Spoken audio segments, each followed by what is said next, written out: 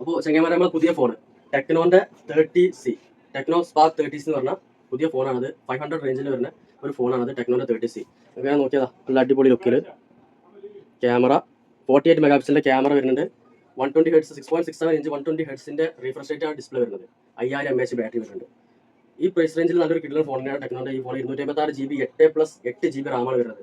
പിന്നെ ഒരു പ്രത്യേകത, ആന്റി ഡ്രോപ്പ് ഡിസ്പ്ലേ ആണ് വരുന്നത്. ഡിസ്പ്ലേ പെട്ടെന്ന് താഴെ നമുക്ക് ടെസ്റ്റ് ആന്റി ഡ്രോപ്പ് ഡിസ്പ്ലേ ആണ് വരുന്നത്. പിന്നെ വാട്ടർ റെസിസ്റ്റന്റ് ആണ്, IP54 വാട്ടർ റെസിസ്റ്റന്റ് ആണ് ഫോൺ വരുന്നത്. നമുക്ക് ജസ്റ്റ് വെള്ളത്തിട്ടാണെങ്കിൽ നോക്കാം.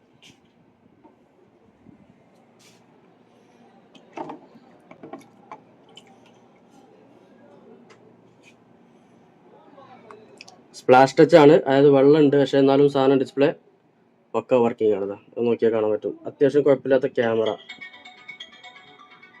ഉണ്ടല്ലോ. 256 GB 8+8 GB റാം.